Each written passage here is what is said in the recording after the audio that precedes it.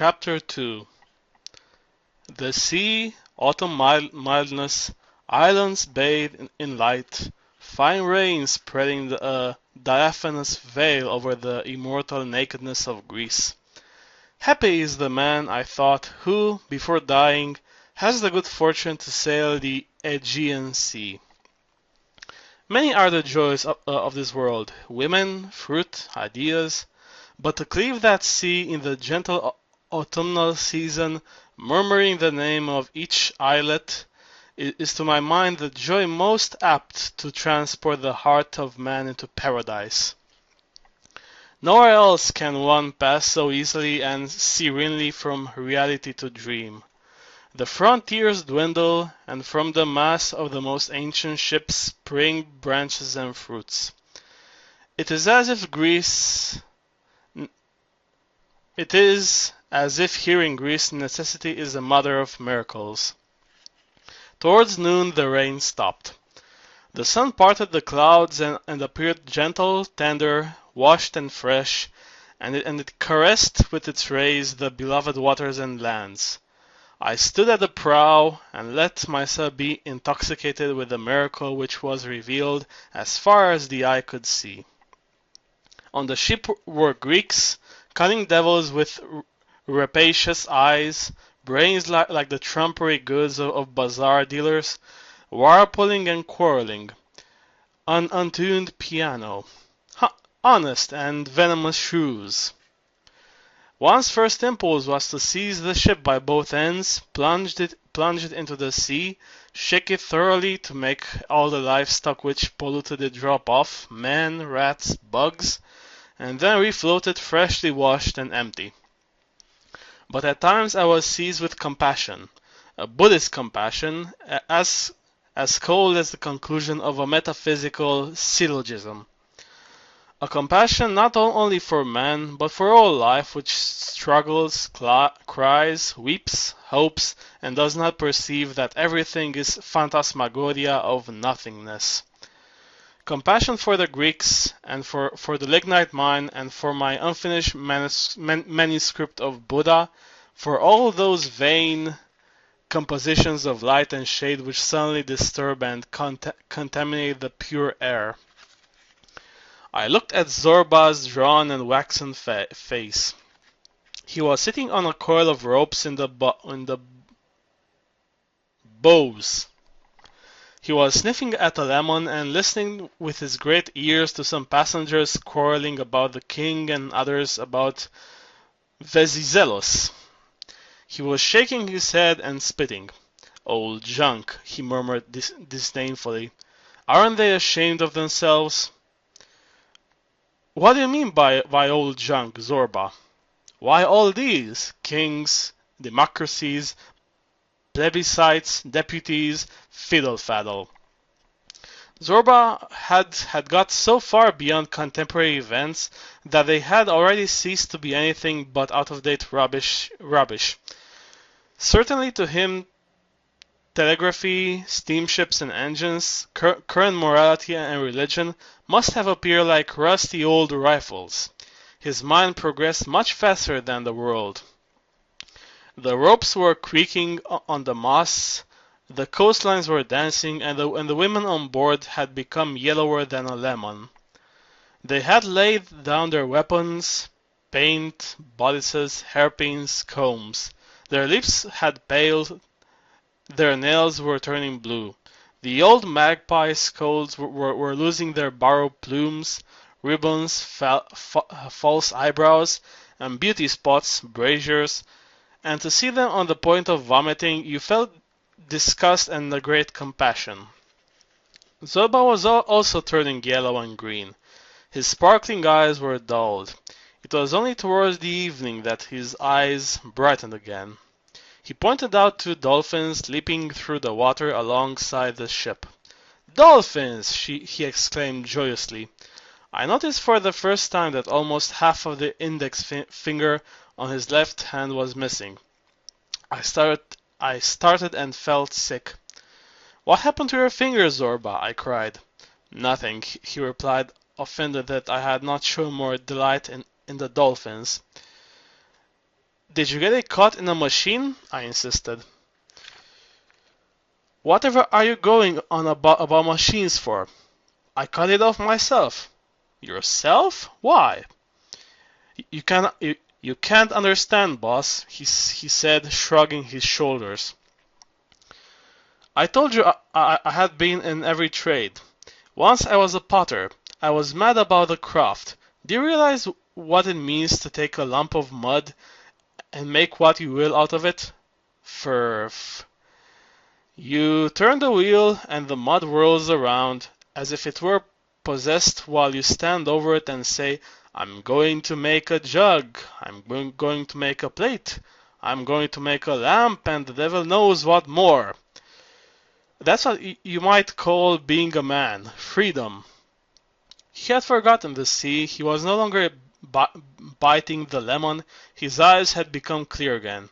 Well, I asked. What about your finger? Oh, it got in my way in the wheel.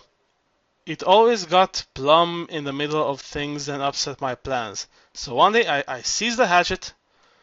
Didn't it hurt you? What do you mean? I'm not a tree trunk, I'm a man. Of course it hurt me. But it got in my way at the wheel, so I cut it off. The sun went down and the sea became calmer. The clouds dispersed. The evening stars shone. I looked at the sea, I looked at the sky and began to reflect. To love like that, to take the hatchet and chop and feel the pain, but I hid my emotion. A bad system that, Zorba, I said, smiling. It reminds me of the ascetic who, according to the golden legend, once saw a woman who disturbed him physically, so he took an axe. The devil he didn't. Zorba interposed, guessing what I was going to say. Cut that off. To hell with the fool. The poor benighted innocent. That's never an obstacle. But I insisted. It can be a very great obstacle. To what? To your entry into the kingdom of heaven. Zorba glanced sideways at me with a mocking air and said, But you fool! That is the key to paradise.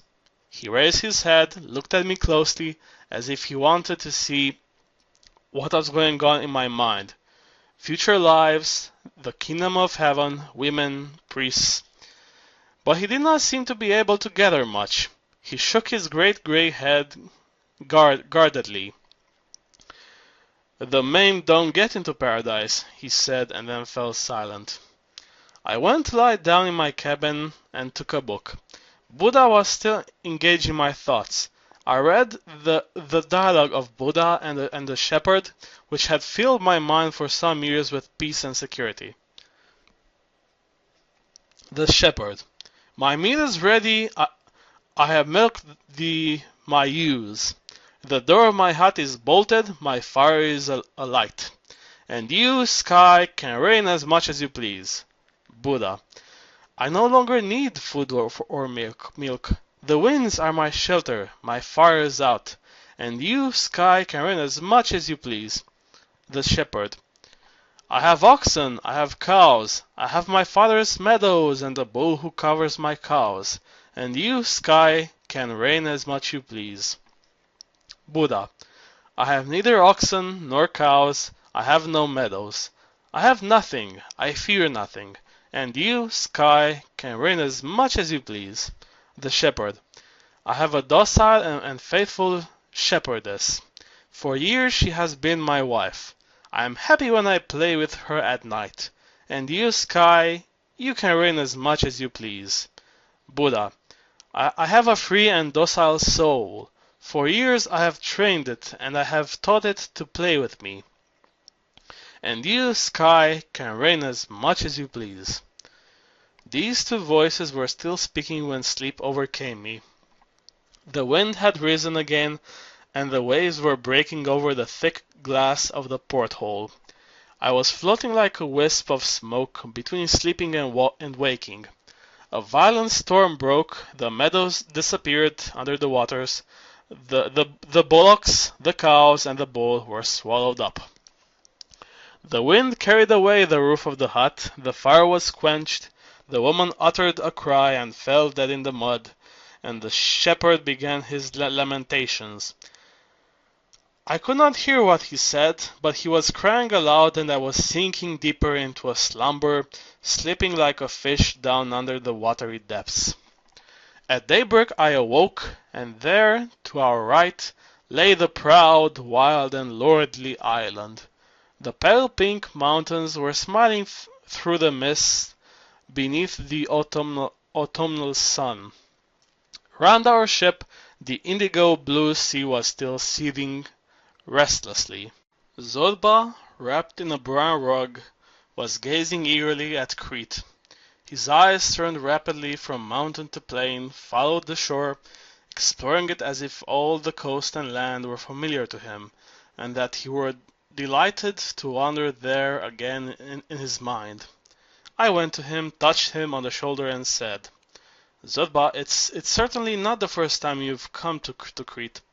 You're gazing at it like an old friend." Zorba yawned as if bored.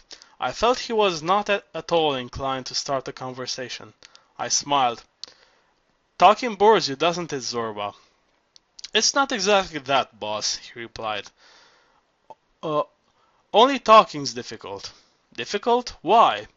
He did not reply at once. His eyes roamed again slowly over the shore. He had slept on deck, and his curly gray hair was dripping with dew. The rising sun shone right into the deep furrows lining his cheeks, his chin, and his neck. Finally he moved his lips.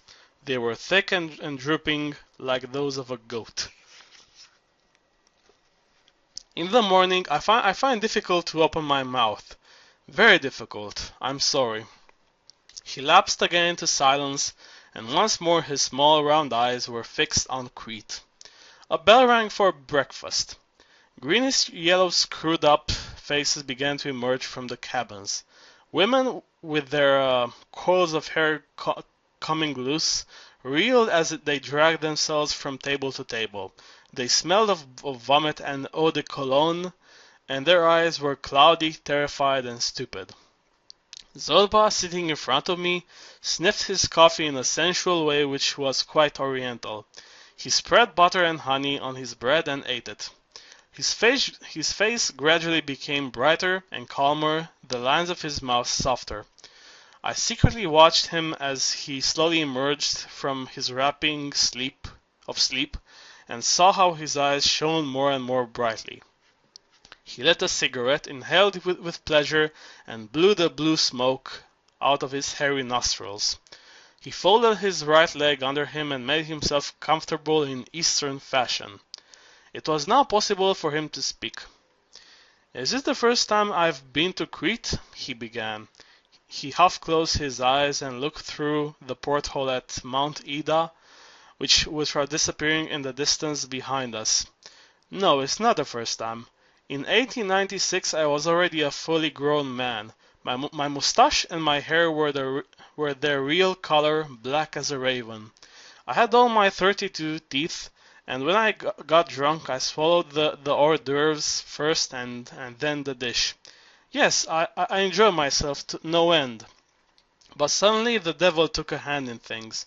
A new revolution broke out in Crete. In those days I was a peddler.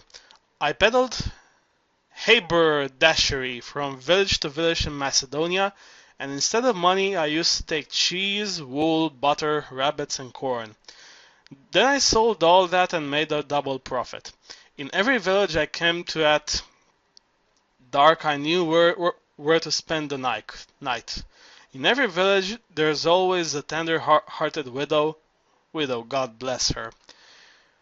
I'd give her a reel of thread, or a comb, or a scarf, a black one, of course, on account of the late lamented, and I slept with her. It didn't cost me much. No, it didn't cost me much, boss, the good time I had. But as I said before, the devil got mixed up in things, and Crete took up arms again. To hell with her destiny, I'd say. Can't that damned Crete ever leave us in peace? I put aside my cotton and combs, took my gun, and set off to join the rebels in Crete. Zorba became silent. We were now following the curve of a quiet sandy bay. The waves spread out here gently without breaking and only leaving a thin line of foam along the shore. The clouds had broken up, the sun was shining, and the rugged contours of Crete became serene. Zorba turned around and gave me a mocking look. And now I suppose, boss, you think I'm going to start and tell you how many Turks' heads I've lopped off and how many of their ears I've pickled in spirits? But that's the custom in Crete. Well, I shan't. I don't like to. I'm ashamed.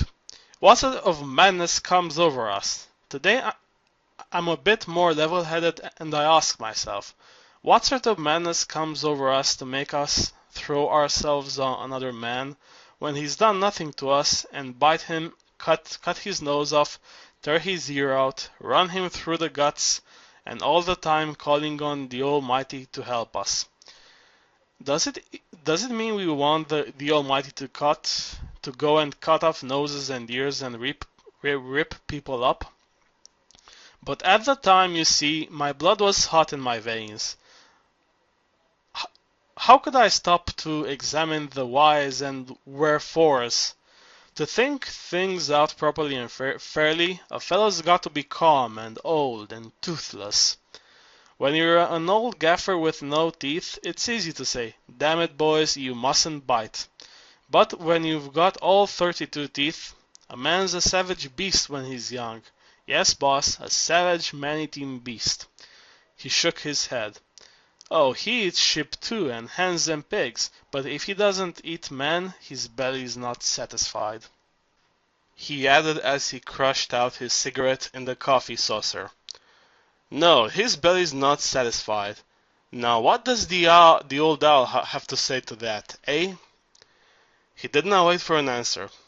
What can you say, I wonder? He continued, weighing me up. As far as I can see, your lordship's never been hungry, never killed, never stolen, never committed adultery. Whatever can you know of the world? You've got an innocent's brain and your skin's never even felt the sun, he muttered with obvious scorn. I became ashamed of my delicate hands, my pale face, and my life which had not been bespattered with mud and blood. All right, said Zorba, sweeping his heavy hand across the table as if wiping a sponge across it. All right. There's one thing, though, I'd like to ask you. You must have gone through hundreds of books, perhaps you know the answer. Go ahead, Zorba, what is it? There's a sort of miracle happening here, boss. A funny sort of miracle which puzzles me. All that business, those lousy tricks, thefts, and that slaughter of ours, I mean of us rebels, all that brought Prince George to Crete, liberty. He looked at me with his eyes wide open in amazement. It's a mystery, he murmured, a great mystery. So if you want liberty in this bad world, we've got to have all those murders, all those lousy tricks, have we? I tell you, if I began to go over all the bloody villainy and all the murders we did, you'd have your hair stand on end. And yet the result of all that, what's it been? Liberty. Instead of wiping us out with a thunderbolt, God gives us liberty. I just don't understand.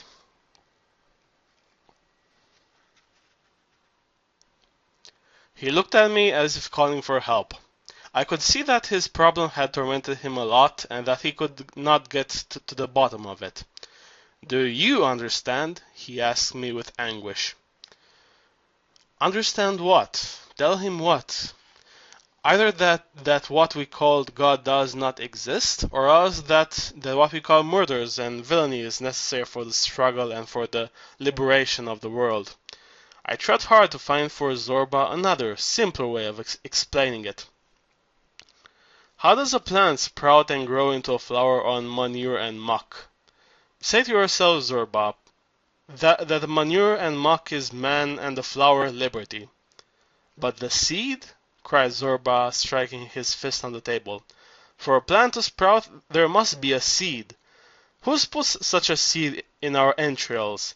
And why doesn't this seed produce flowers from kindness and honesty? Why must it have blood and filth? I shook my head. I don't know, I said. Who does? No one. But then, Zorba cried in despair and casting wild glances about him. What do you expect me to do with all your boats and your machines and neckties? Two or three passengers whom the sea had upset and who were now drinking coffee at a nearby table revived. They sensed the quarrel and pricked up their ears. This disgusted Zorba. He lowered his voice. Change the subject, he said. When I think of that, I feel like breaking anything within reach. A chair, a lamp, or my head against the wall. But what good would that do to me? I'd have to pay the breakages and go to a chemist and have my head bandaged. And if God exists, well, it's far worse. We're bloody well done for. He must be peering at me from up there in the sky and bursting his sides with laughter. He suddenly made a movement with his hand as if getting rid of an importunate fly. Never mind, he said regretfully. All I wanted to tell you was this. When the royal ship arrived, all decked up with flags, and they began to fire off rounds from the guns, and the prince set foot on Cretan soil, have you ever seen a whole people gone mad because they've seen their liberty? No? Ah, boss, then blind you were born, and blind you'll die. If I live 1,000 years, even if all that remains of me is a morsel of living flesh, what I saw that day I'll never forget. And if each of us could choose his paradise in the sky, according to his taste, and that's how it should be, that's what I call paradise, I'd say to the Almighty, Lord, let my paradise be a Crete decked with myrtle and flags, and let the minute when Prince George set foot on Cretan soil last for centuries. That'll do me. Zorba became silent once more. He raised his mustache, filled the glass to the brim with iced water, and swallowed it in one gulp. What happened in Crete, Zorba? Tell me. Do we have to start making big sentences? Said Zorba, annoyed. Look here, I tell you, I do. This war is a mystery, and man is just a great brute. A great brute and a god. A blackguard of a rebel who'd come from Macedonia with me. Yorga, they called him. A gallows bird. A real swine, you know. Well, he wept. Why are you crying, Yorga, you hound? I said, and my eyes were streaming too. Why are you crying, you old swine? But he just threw his arms around my neck and blubbered like a kid. And then that miserly bastard pulls out his purse, empties onto his lap the gold coins he looted from the Turks, and throws them into the air by handfuls. You see, boss, that's what liberty is. I rose and went up on deck to be buffeted by the keen sea breeze. That's what liberty is, I thought. To have a passion, to amass pieces of gold, and suddenly to conquer one's passion and throw the treasure to the four winds. Free yourself from one passion to be dominated by another and nobler one. But is not that too a form of slavery? To sacrifice oneself to an idea, to a race, to God? Or does it mean that the higher the model, the longer the tether of our slavery? Then we can enjoy ourselves and frolic in a more spacious arena and die without having come to the end of the tether. Is that then what we call liberty? Towards the end of the afternoon, we berthed by the sandy shore and saw finely sifted white sand, oleander still in flower, fig and carob trees, and further to the right a low grey hill without a tree, resembling the face of a woman resting. And beneath her chin, along her neck, ran a dark brown veins of lignite. An autumnal wind was blowing. Frayed clouds were passing slowly over the earth, and softening its contours with shadows. Other clouds were rising menacingly in the sky. The sun appeared and disappeared, and the earth's surface was brightened and darkened like a living, perturbed face. I stopped for a moment on the sand and looked. A sacred solitude lay before me, deadly and yet fascinating like the desert. The Buddhist song rose out of the very soil and found its way to the depths of my being. When shall I at last retire into solitude, alone, without companions, without joy and without sorrow, with only the sacred certainty that all is a dream? When, in my rags, without desires, shall I retire contented into the mountains? When, seeing that my body is merely sinking and crime, age, and death, shall I, free, fearless, and blissful, retire into the forest? When? When? Oh, when? Zorba, with his Santuri beneath his arm, his step still unsteady, came towards me. "There's the lignite," I said, to hide my emotions, and I stretched my arm towards the hill with the woman-like face. Zorba frowned without looking round. "Later. This isn't the time, boss," he said. "But wait for the earth to stop. She's still pitching, the devil take her, like the deck of a ship. Let's go to the village." With those words he set off with long, determined strides, trying to save his face.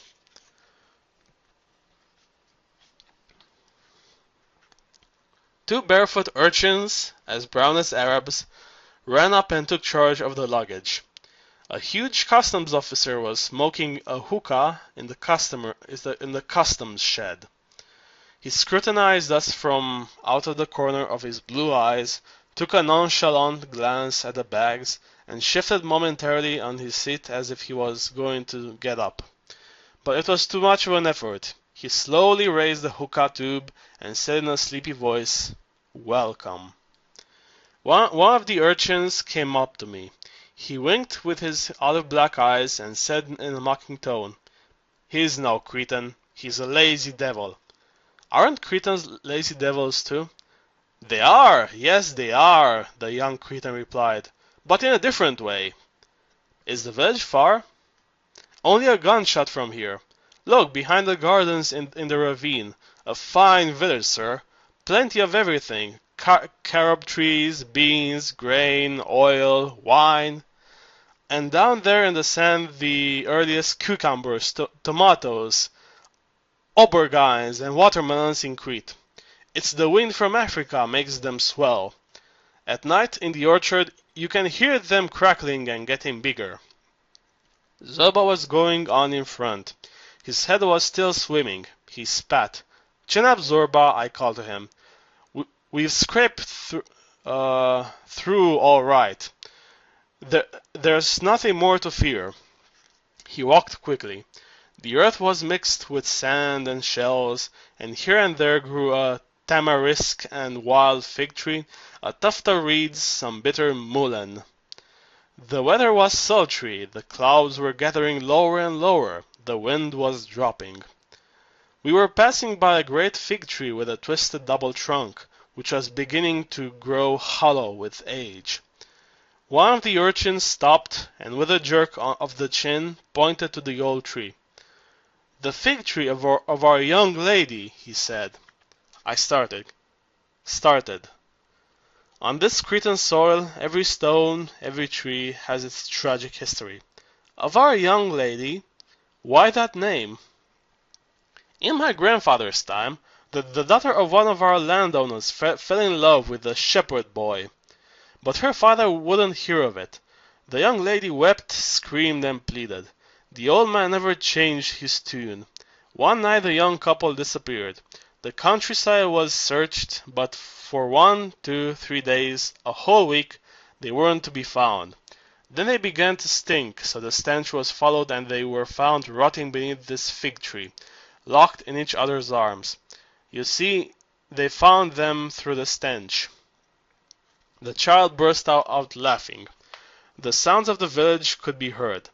Dogs began to bark, women to talk shrilly, cocks to announce the change of the weather. In the air floated the odor of grapes, which came from the vats where arracs were being distilled. "There's the village," shouted the two boys, and rushed off. As soon as we had rounded the sandy hill, the little village came into sight. It seemed to be clambering up the side of the ravine. Whitewashed terraces, houses huddled together. Their open windows made dark patches, and they resembled whitened skulls jammed between the rocks. I caught up with Zorba. "Mind you behave, now we're entering the village," I told him. "They mustn't get wind of us, Zorba. We'll act like serious businessmen. I'm the manager and you're the foreman. Cretans don't take things lightly. As soon as they've set eyes on you, they pick on anything queer and give you a nickname. After that, you can't get rid of it. You run about like a dog with a saucepan tied to its tail." Zorba seized his mustache and his fist and plunged into meditation. Finally he said, "Listen, boss, if there's a widow in the place, you've no need to fear. If there isn't—" Just then, as we entered the village, a beggar woman clothed in rags rushed towards us with outstretched hand. She was swarthy, filthy, and had a stiff little black moustache. "Hi, brother," she called familiarly to Zorba. "Hi, brother. Got a soul, have you?" Zorba stopped. "I have," he replied gravely. "Then give me 5 drachmas." Zorba pulled out of his pocket a dilapidated leather purse. "There," he said, and his lips, which still had a bitter expression, softened into a smile. He looked round and said, "Looks as if souls are cheap in these parts, boss. 5 drachmas a soul." The village dogs bounded towards us, the women leaned over the terraces to gaze at us, the children followed us, yelling.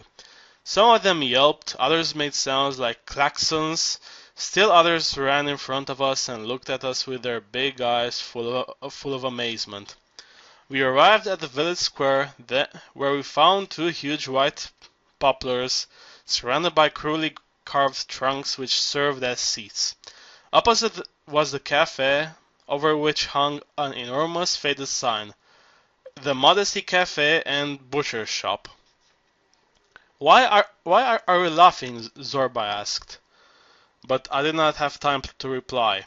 From the door of the cafe and butcher shop ran out 5 or 6 giant riding dark blue breeched with red waistbands. They shouted, "Welcome, friends! Come in and have an arrack.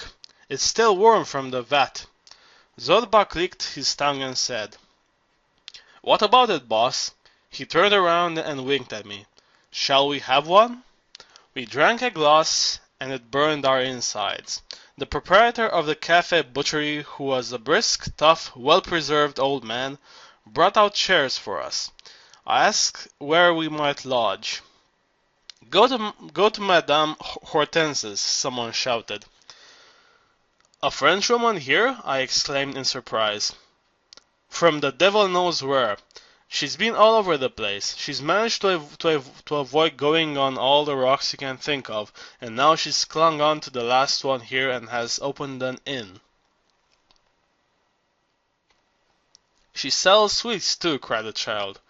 She powders and paints herself up," someone else said. "She puts a ribbon around her neck, and she's got a parrot." "A widow?" Zorba asked. "Is she a widow?" The cafe proprietor seized his thick gray beard. "How many whiskers can you count here, friend? How many?" "Well, she's widow of as many husbands. Get the idea?" "Got it," Zorba replied, licking his lips. "She might make you a widower too." "Mind you step, friend," shouted an old man, and all burst out laughing. We were treated to a new round, and the cafe proprietor brought it out to us on a tray, together with barley loaf, goat cheese, and pears.